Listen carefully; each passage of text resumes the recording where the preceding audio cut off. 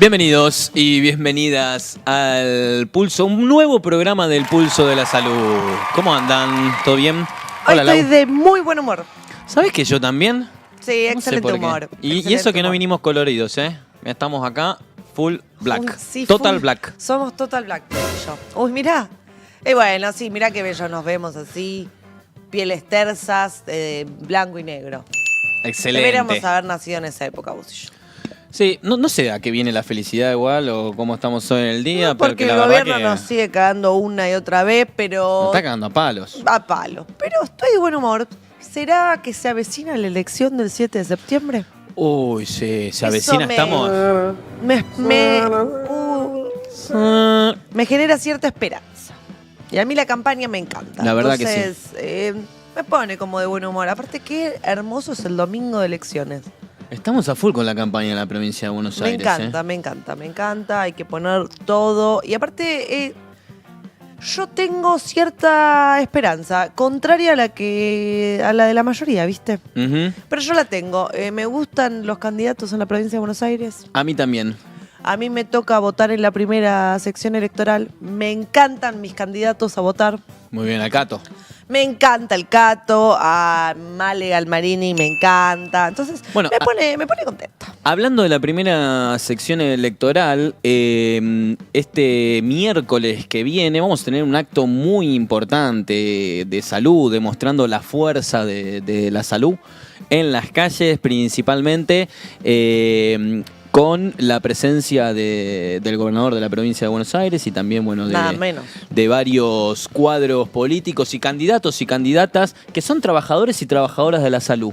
Eso está bueno también destacarlo, compañeros y compañeras formados o que, bueno, tienen trayectoria en salud, que van de candidatos en diferentes posiciones, obviamente, y de diferentes distritos, pero vamos a estar ahí seguramente participando y convocamos también ahí a todos los trabajadores y trabajadoras de la salud para demostrar la fuerza de los trabajadores de salud. Me encanta porque están siendo los grandes protagonistas en parte de esta organización y de esta lucha frente a este gobierno espantoso. Y bueno, también los grandes afectados por todas las políticas de ajuste está que estamos muy viviendo. en agenda. A diferencia de otros momentos, bueno, también nos lo pone en la agenda nuestro propio presidente con la serie de medidas y de retrocesos que viene tomando. Así que, bueno, imposible que no esté en la agenda pública, en la agenda política y en la agenda sobre todo también de la militancia. Así que, hecha esta convocatoria, nos metemos de lleno en las malas noticias. En las malas noticias, para como decir siempre. Por qué está en agenda la salud, ¿no? Sí, pero vamos a arrancar con una buena noticia ahora. Qué bueno. Vamos con la primera noticia.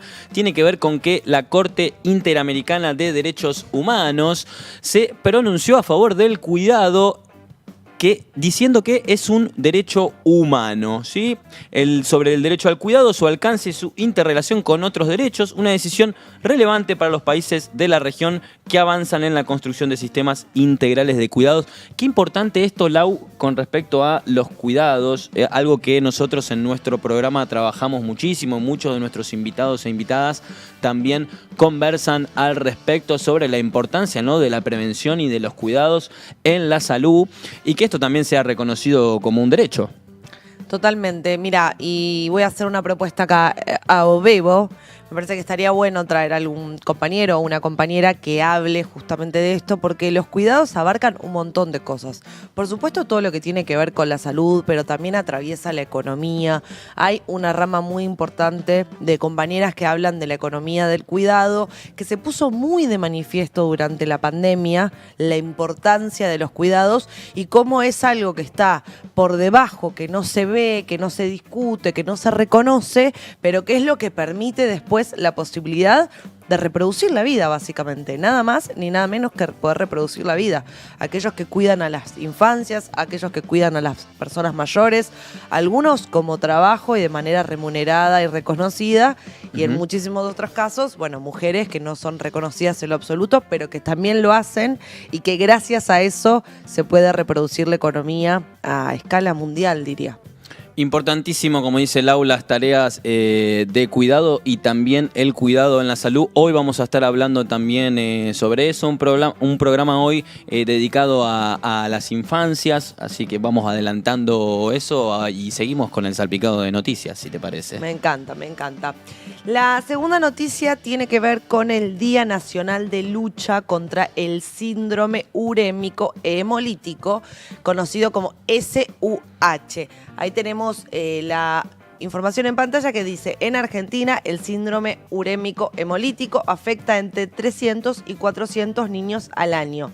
Es la principal causa de insuficiencia renal aguda en la infancia en el país y origina el 20% de los trasplantes renales en menores. Distintos médicos y organizaciones especializadas hicieron hincapié en la prevención. Una compañía argentina está desarrollando una vacuna que se encuentra en fase 3. Bueno, esta noticia tiene de todo, porque habla de la importancia de la prevención, que es algo que hablamos sistemáticamente en este programa, de la importancia de la salud y la ciencia argentina. ¿Qué iba a decir de la ciencia y la investigación? Sí. Que está trabajando en una vacuna, en algo que afecta tanto a los niños y las niñas de nuestro país, y bueno, por supuesto en contra de lo que dice el burro de nuestro presidente, que no solo no quiere vacunas, sino que no quiere investigación, no quiere ciencia y no quiere nada que respecte ni al cuidado ni a la prevención.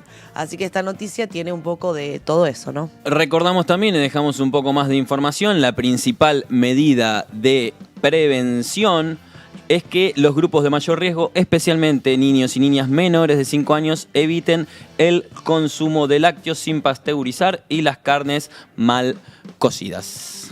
Sí, y ahí te sumo una cosa que en general recomiendan que estas personas tan pequeñitas no coman carne picada y no coman algunos otros tipos de alimentos que después en la adultez nosotros consumimos, porque bueno, tenemos un sistema que ya está preparado para atravesar determinadas bacterias que bueno, contienen estos alimentos que los niños y las niñas no lo tienen, así que bueno, en parte es el cuidado que se les da y la prevención que se les da dentro de los hogares y dentro de la familia, pero por supuesto que la rectoría total es, tiene que estar en manos del sistema de salud público, del sistema de salud nacional, aunque el presidente quiera borrar de cuajo todo esto.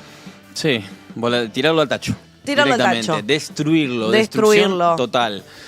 Bueno, como anticipábamos recién, Lau, hoy vamos a tener invitadas que van enmarcadas también en lo que es el mes de las infancias. ¿Sí? No, te voy a pedir por favor que no digas infancias. Que no diga niñez. Niñez, no digas. Niñeces. Porque ahora, ¿cómo es?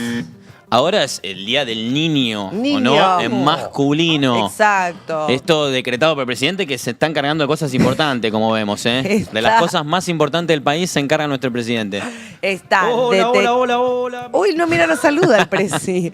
Sí, el presi está lo importante, peleándose con un niño con autismo en redes sociales, decretando que no es más Día de las Infancias y ahora es Día del Niño, y además adelantó el Día del Niño. Viste que antes era el tercer domingo de agosto, ahora es el segundo. Bueno, eso tiene que ver también con las medidas que viene tomando, ¿no? A nivel económico, digo, para que quede un poco más cómodo para la gente, para el bolsillo de la gente, que igual te digo, tampoco en la segunda semana, más de uno ya. No, si ya no tenemos la dinero. Primera quincena ya es fin de mes. Arrancás el mes, ya es fin de mes. Exactamente. Pero bueno, perdón, te interrumpí. Uy, perdón. Con esto que era muy importante. Se va el sueldo en los gastos del mes anterior, digamos. Así que mucho no tienen que prevenir, tienen que hacerlo, cambiarlo de mes, no sé qué tienen que hacer con el día de la niñez. Enero del pasado. Bueno, hay que pensar ahí qué van a inventar. Bueno, hoy, como te decía, tenemos invitadas que tienen que ver con esto de las infancias, de cómo trabajar con las infancias. También me pareció atinado que podamos tener invitadas hoy en el... Bueno, a mí no, ¿qué voy a decir? A la producción de este programa. A la producción de este programa. Gracias, Has. Hoy volvió Has. Así que nos dijo que no fue bien la semana pasada. Yo tenía miedo. Hoy estamos medio sueltos, hablando sin parar. En breve estamos sin parar. Llega el mensaje de Has. Sí, o Bruno. Acá sobre Bruno uno, por acá. uno de los dos. Y voy a pasar entonces, así vamos apurando el trámite, como quien dice, a nuestra primera invitada. Ella es Jacqueline Motilsky, es médica, pediatra y docente UBA. Bienvenida, Jackie, ¿cómo estás? Hola, Jackie. ¿Cómo andan? Gracias por la invitación. No, gracias a vos por venir. Teníamos un video que acabo de darme cuenta que tenía que decirlo antes de presentar a la invitada, pero no importa, esto nos salimos un poco de la estructura porque, bueno, tuvimos también un video que se viralizó la semana sobre la participación de la senadora Carmen Álvarez. ¿Dije bien? Sí, Carmen Álvarez. Que bueno, tuvo algunos exabruptos importantes con respecto al derecho a la salud, sobre todo de las niñeces. ¿Lo tenemos? Quiero hacer un aporte. Yo, como les digo, no creo que los niños argentinos tengan derecho a venir a nada al Garrahan a ser curados. Ese derecho yo no lo conozco en ningún lado. Muchas gracias, senadora Álvarez Bueno, Rivera. a ver qué le dijeron, ¿no? Tengo que decir que yo creo que todos tienen derecho, todos los niños tienen derecho a la atención, pero le voy a dar la palabra a la senadora Tagliaferri y al senador Lustó, que se han sentido agravados.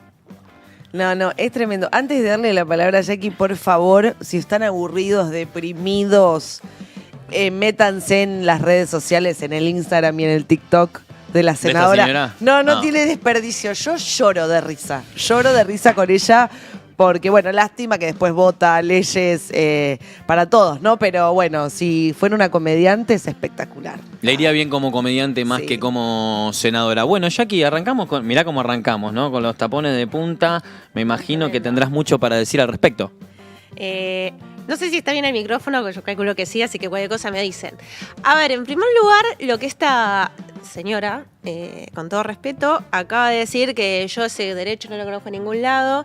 Hay una ley, que es la Ley de Derecho a la Salud Integral de Niños, Niñas y Adolescentes, que es del 2000. Y no solo que es del 2000, sino que sigue vigente y que está en la página del Ministerio de Salud actual, o sea, con el logo del nuevo gobierno. Entonces, en primer lugar, ella no conoce las leyes de su propio gobierno, lo cual es gravísimo, porque es una funcionaria pública. En segundo lugar, es como que todo lo que dice está mal y yo quiero como dividir como para que se entienda. Primero, a nivel legal, está mal, porque la ley sí existe. En segundo lugar, el Garrahan, que es de público conocimiento, ¿no? Y con toda la problemática que hubo últimamente, es un hospital nacional. Tiene un financiamiento nacional, lo cual eso significa que cualquier persona de Argentina, del territorio argentino, todo lo largo y a lo ancho de la República, tiene derecho a atenderse en el Garrahan. Y que además el Garrahan está hecho para eso, para la complejidad que un niño o niña que esté desde Ushuaia a La Quiaca pueda ir a Garrahan y atenderse. Ese derecho, ¿no? Uso la palabra derecho porque es la que ella usó como yo, no tienen derecho. Que no tienen, negándolo. Exactamente. Así que es muy grave, pero bueno, en teoría son los políticos que nos representan hoy en día. Sí, en teoría nos representan hoy en día, no, esperemos que no sean las mayorías, ¿no? Y contanos, Jackie, ya mencionaste, digo, al Garrahan, ¿no? La situación del Garrahan, la estuvimos también trabajando en alguno de nuestros programas, no sé si llegaste a ver también cuando trabajamos sobre justamente la ley de emergencia que se propuso, el veto, y también hemos, en el momento del conflicto, conversado también con algún trabajador, trabajadora, también residentes, explicando, bueno, el modelo de residencia. En este sentido, digo, y hablando desde tu lugar también como médica pediatra, bueno, vemos que venís recién corriendo de atender. ¿Cómo evaluás actualmente la situación de la pediatría en general y qué pensás al respecto también sobre la emergencia pediátrica? La pediatría viene sufriendo bastantes golpes desde diferentes lugares. En primer lugar, las personas. Hay pocos pediatras en Argentina realmente. Antes se anotaban aproximadamente entre 500 y 600 personas a la residencia de pediatría y en los últimos años se estuvo anotando un 40% menos. Por el otro lado, la pediatría en general, o sea, con respecto al personal médico y con respecto a los pacientes, los recortes en salud que hubo en este gobierno, sobre todo en el presupuesto 2025, trata temas que son pilares para la salud de las niñeces. Pilares: salud escolar, sueño seguro, programa de inmunizaciones, repartición de kilos de leche, tanto leche entera de vaca como la leche de fórmula, que después si quieren puedo desarrollar un poco cada tema. Sí. Los golpes que sufre la pediatría fueron varios y desde diferentes lugares. ¿Y cuál es el tema ahí? Que es como que pareciera que cuando dicen el ajuste lo paga la casta eran los niños y las niñas, que es lo que me gustaría saber y lo que me gustaría preguntarle a quienes están acá, a ustedes o al público en general que está mirando, si realmente piensan que la respuesta o la cura, entre muchas comillas, a la inflación, al desempleo, a lo que sea que quiera arreglar el gobierno, sea recortar las niñeces, sea recortar la discapacidad, sea recortar la salud mental. O sea, no está ahí la respuesta. Eso es salud del pueblo, que con eso no se negocia.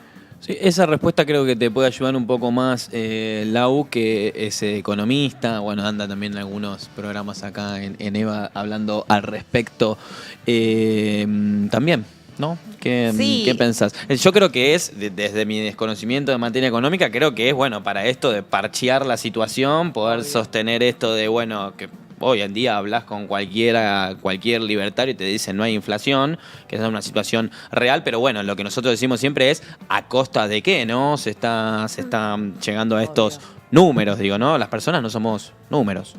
100%, y además, primero que, sí, o sea, un poco de inflación hay, segundo que la situación económica es catastrófica, y tercero que para mí es interesante también incluso pensarlo al revés. Vos estás pensando, bueno, voy a hacer un ahorro en todos estos sectores.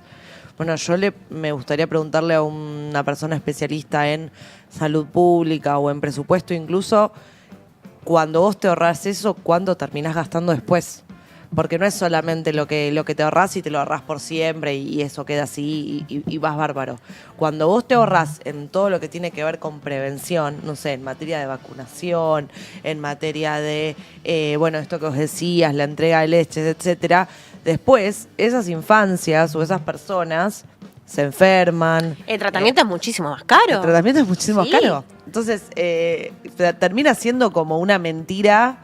Yo creo que exclusivamente con un objetivo de crueldad, porque en términos económicos es inexplicable lo de las transferencias para personas con discapacidad, lo de las infancias.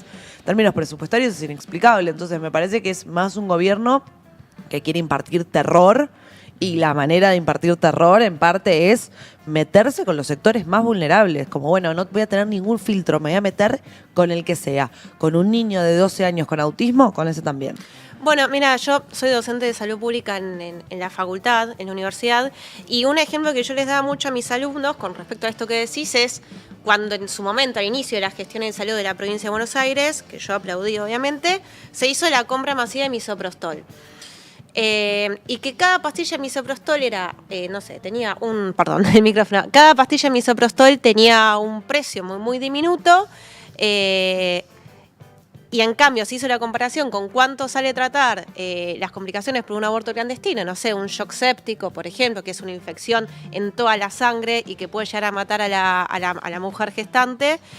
Obviamente que el tratamiento antibiótico endovenoso para tratar eso era muchísimo más caro que repartir misoprostol a todo el mundo. Entonces, yo siempre digo, si quieren pensar en economía, pensamos en números. A mí dar esto y tener este gasto me sale mucho más barato que el gasto que me va a salir darle antibiótico endovenoso e internar a X cantidad de personas. Eso por un lado. Y por el otro lado, que también, volviendo al tema de la salud integral, cuando hablamos de salud integral, que esto está la ley, de hecho, quienes hacen algo relacionado con derecho, lo tienen mejor que yo, en Infoleg están todas las leyes. Y miren que yo me dedico a la medicina,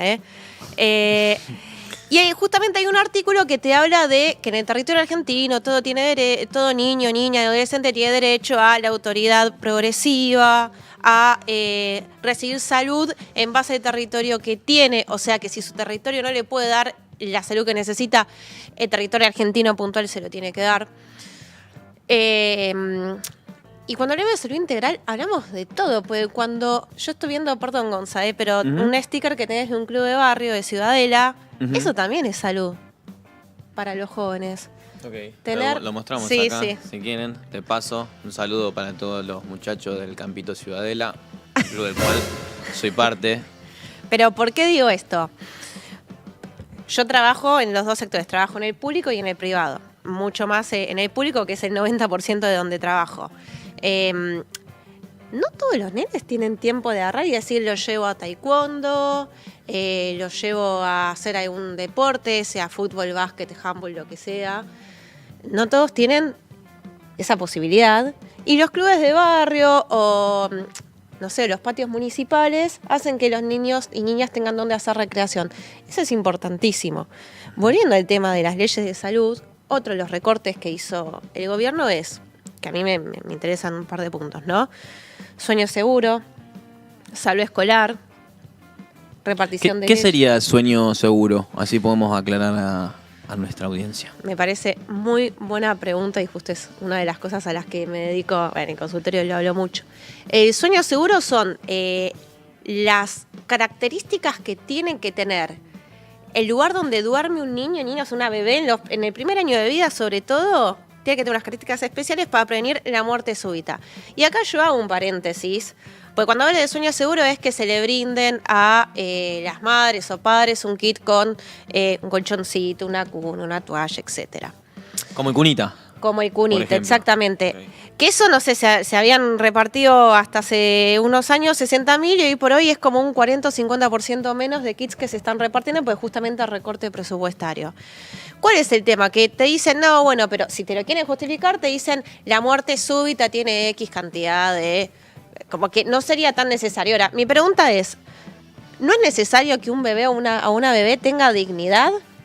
Yo que... Y te digo, en un barrio popular, yo hice militancia y territorio en salud, ¿no? Ujú. En barrios populares de toda la provincia, y a mí me tocó en Doc Sud, o sea, Doc Sud, pegado a Capital, pleno Avellaneda, ni siquiera es que te digo que me fui más profundo, había en un barrio popular justamente un pasillo, y he visto nenes de 4, 5, 6 meses jugando en un piso de tierra. No tenían cuna, no tenían dónde dormir. Y ahora yo digo, ¿no tienen derecho a tener dignidad esos bebés? Además de a nivel salud, obviamente lo dañino que es para un bebé que juega en un piso de tierra. O sea, eso estamos de acuerdo. Pero digo, sacando salud, pensando en lo humano, porque no tenés que ser pediatra ni médico para darte cuenta que un bebé no puede estar en un piso de tierra. La gente merece dignidad. Es más, o sea, las cunas existen por algo. Las cunas tienen los barrotes tienen una distancia, un colchón especial, porque los bebés al principio no, porque casi ni se mueven, pero ya después del mes que empiezan a rolar, se pueden dar vueltas, se pueden caer. Esto que vos decís de la dignidad humana me parece re interesante y creo que es justamente como el clavo donde está la discusión con este gobierno. ¿Qué te diría un libertario o qué te diría el gobierno? El gobierno te diría como, bueno, si no tenés las condiciones económicas para tener un pibe, no lo tengas. Y esa es como la discusión central que nosotros hacemos del Estado. El Estado tiene que llegar a aquellos sectores donde la economía individual no puede resolver. O incluso a veces cuando la economía individual sí puede resolver, pero las condiciones materiales, psíquicas o lo que sea no lo puede resolver, porque ese es el rol del Estado. Me parece que la discusión, que obviamente a nosotros nos atraviesa en materia de salud, pero que a este gobierno lo atraviesan todos los sectores, tiene que ver con que ellos piensan que el rol del Estado no es ninguno. Entonces eso es muy extraño, porque vos decís como, bueno, listo, entonces el que no puede hacer, que no lo haga. El Estado no tiene por qué pagar una cuna para un pibe que sus papás no se la pudieron pagar, no lo hubieran tenido. Bueno, además de lo inhumana que es esa discusión y de lo monstruosa que es esa discusión, es como, bueno, pero ese pibe ya nació. Entonces, ¿qué hacemos? ¿Lo dejamos morir en la tierra? ¿Qué hacemos con el pibe que ya nació? La persona que dice, bueno, si no tenías plata para tener un hijo, no lo tengas, es porque en su vida habrá pasado hambre o habrá tenido acceso a la educación que todo el mundo debería tener acceso. A mí, por ejemplo, me pasa mucho, uno cuando se va recibiendo, yo estudié en la Universidad de Buenos Aires, universidad pública, gratuita y de calidad. Yo soy un producto 100% de la educación pública. Yo fui a un jardín del Estado, una primaria del Estado, una secundaria del Estado y la Universidad de Buenos Aires, que también del Estado. El tema es que la universidad, cuando vos te vas recibiendo de médico, son pocos los que se reciben, porque muchos arrancan o porque tienen que viajar, no tienen plata para los libros, lo que sea, no finalizan. Ahí, en primer lugar, es donde tiene que estar el Estado para igualar las posibilidades. Por el otro lado, hay muchos que dicen, no, bueno, pero si yo estudié y me pude recibir, ¿por qué tal persona no puede estudiar, recibirse, progresar, como bla, bla? Yo me recibí de médica porque tuve un montón de privilegios. O sea, claramente a mí, mi papá, mi mamá, me permitieron tener un techo, me permitieron poder dedicarme a la carrera. Yo no soy mejor o peor porque me recibí y otros no, porque claramente no todos tienen la posibilidad. Ojalá todos tuvieran la misma posibilidad de estudiar medicina como yo lo hice. Y creo que ese discurso es el que hay que tener con todos. Porque la persona que vive en la calle o que vive en un barrio popular, vive ahí, ¿es porque quiere? Yo sé que es muy vano de decir, el pobre no es pobre porque quiere, nosotros lo sabemos, pero hay que convencer a toda una población de que el pobre no es pobre porque quiere. ¿Y cómo hacer para combatir la pobreza? ¿Cómo hacer para que las políticas públicas en salud entender que no hay que pensar en números, como decía Lau, sino que hay que pensar en personas y que incluso si quieren pensar en números, el gasto en el tratamiento es mucho más caro que justamente la prevención? Bueno, impresionante el cierre. Gracias, Jackie, por compartir con nosotros todo esto en el mes de las infancias. Importantísimo todo esto que traes, sobre todo el rol y el papel que debería estar jugando el Estado a través de las medidas del gobierno nacional, que bueno, como decíamos recién, no está ocurriendo. Bueno. Muchas gracias, fuiste gracias, gracias, Jackie. Gracias a ustedes. Siempre queremos profundizar un poco más, pero bueno. Nos corre Bruno. Empiezan a correr por acá, Pero bueno, como nos corren, nos vamos a meter en la siguiente, la siguiente invitada. ¿Te parece? Me parece bien. Ahora en este caso vamos a hablar un poco de juego y salud. A ver qué significa esto en el Seguimos con infancia. de las infancias. Nuestra invitada es Gabriela Mastelone, psicóloga, docente UBA, con muchos años de trabajo en gestión en salud comunitaria. Y vamos a... Bueno, primero vamos a decirle hola, Gaby. Hola. Hola, ¿cómo andan? ¿Todo bien? Un gusto. Buenísimo. ¿Se Encantada. escucha? Ahí creo un poquito. Ahí está. Ahí, Y ya ¿Ahí que me escuchan? Ahí sí. Exacto. Y ya que la tenemos acá sentada, invitada a nosotros, le vamos a preguntar qué tiene que ver el juego con la salud.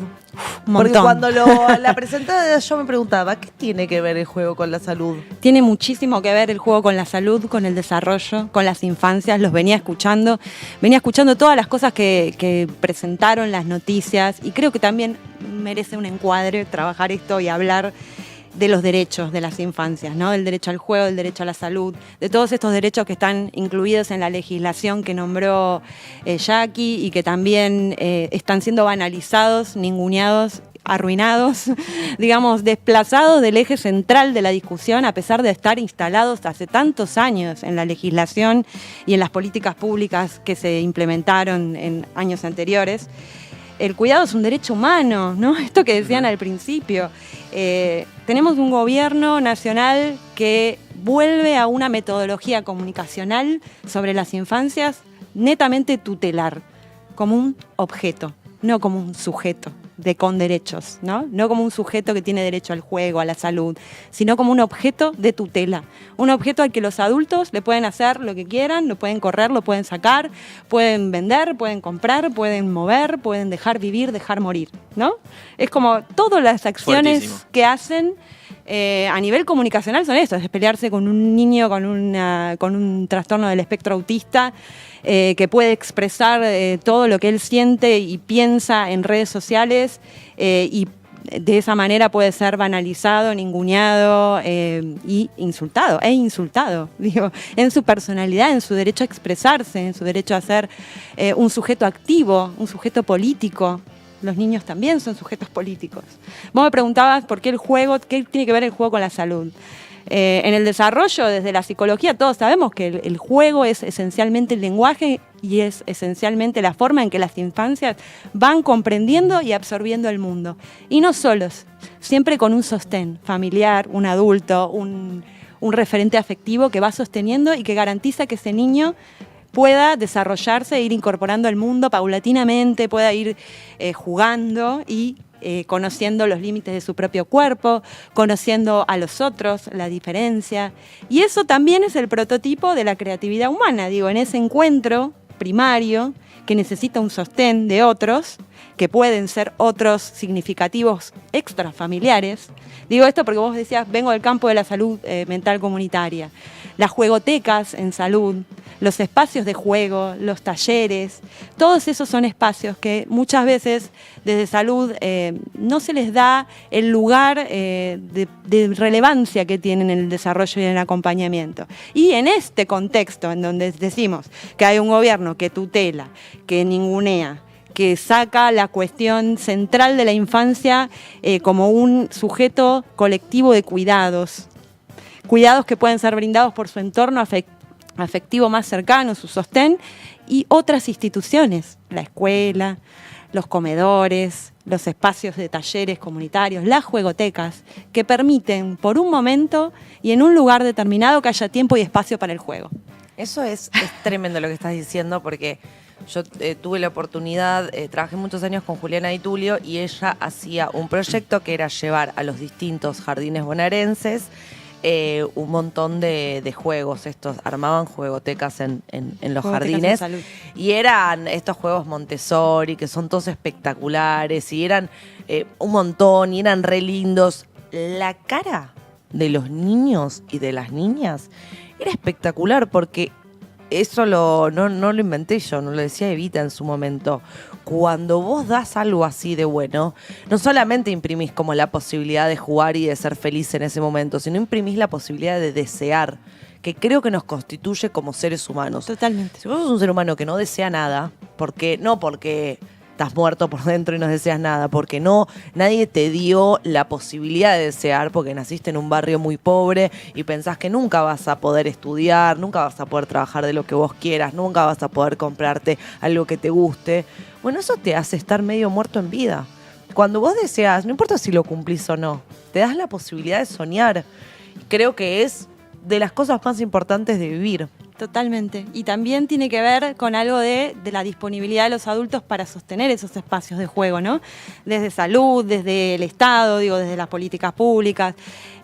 Muchas veces hay eventos que se sostienen, desde los centros de salud, en donde toman el ámbito público, ¿no? Se corta la calle, se hace un festejo del Día del Niño. Y ahí hay como una suspensión del espacio y el tiempo como está desarrollado seriamente para los adultos, ¿no? Se corta la calle. Eso implica una protoorganización comunitaria. Implica que el referente del centro de salud tenga que hablar con el de servicio público para que le corte la calle, que los comercios locales por ahí puedan donar algo, que algún Hacer otro... partícipe a las otras instituciones que también trabajan con las infancias. Totalmente, o que otras instituciones por ahí se vayan ensamblando en ese festejo. Y eso es un momento en donde la comunidad se empieza a organizar, ¿no? Y empieza a ser transformadora. Por eso digo que la creatividad humana y el encuentro con otros tienen ese protogermen del juego, ¿no? Todos jugamos a lo largo de toda la vida. Y hoy en día creo que hay que resignificarlo y ponerlo también como un espacio de resistencia, porque nos vincula, nos permite estar con otros, organizarnos, sostenernos y permitir que algo de ese juego ocurra y que la infancia pueda ir adquiriendo todo eso que de ese mundo tan grande se les presenta como desconocido o como imposible de tolerar, de aceptar, de incorporar, ¿no? Sin la presencia de otros, eso es imposible. Lo vinculo por el proceso comunitario porque yo hablaba antes, me considero juególoga también, además de psicóloga, porque siempre estoy promoviendo que se hagan espacios de juego con adultos, con niñeces, para garantizar su derecho a jugar y ese espacio y ese tiempo para que algo nuevo ocurra. Algo en lo que nunca iba a pasar diferente, en el vínculo con otros, pasa, en el chiste, en el juego, en donde se desliza un poco el sentido solemne de la vida y podemos pensar que algo es posible de cambiar. Por eso digo también que es una protoorganización, digo, esto, poder organizarse para un festejo, todos nos vemos involucrados, todos por un momento estamos juntos, jugando con otros, y después podemos ver que, bueno, mira, acá hay un foco que está quemado, ¿por qué no pedimos algo, no? O cómo a través de eso también se puede sostener un reclamo colectivo de los adultos, digo, también. Podemos decir entonces que el juego no solamente es muy importante para lo que es la salud, sino también para el resto de los ejes y las acciones, y también inclusive para la organización de la propia comunidad. Me gustó mucho lo que decías con respecto a, bueno, para organizar el festejo del Día de las Niñeces, que nos disculpe nuestro presidente Las por decir niñeces, sí. Niñeces, y no niños, niño, niñas.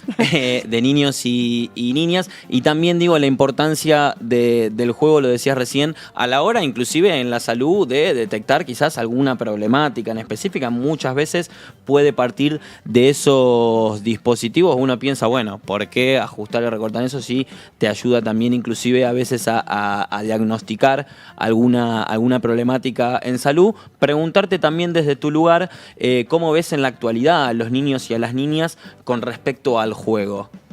Hay muchísimo padecimiento y sufrimiento en las infancias porque justamente no hay tiempo y espacio para el juego.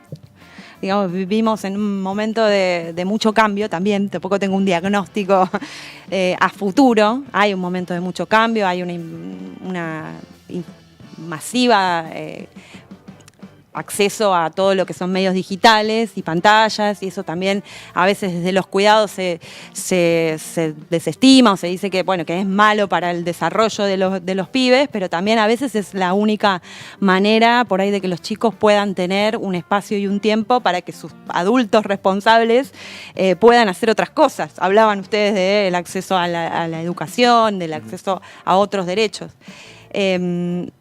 Por ahí, volviendo como a este eje de pensarnos como dispositivos que pueden ver, en una juegoteca uno puede ver un montón de cosas del desarrollo y puede intervenir oportunamente en ello. Por ejemplo, tenemos un ejemplo, ¿qué se puede detectar de una jugoteca? ¿O qué te ha ocurrido, inclusive, que pudieron detectar alguna cuestión? Hay intervenciones entre los propios niños, que ven a otros niños como pares y que pueden también jugar entre ellos y conocerse en sus diferencias. Y también los adultos que acompañan empiezan a preguntar cosas que exceden lo que por ahí está en el consultorio, ¿no?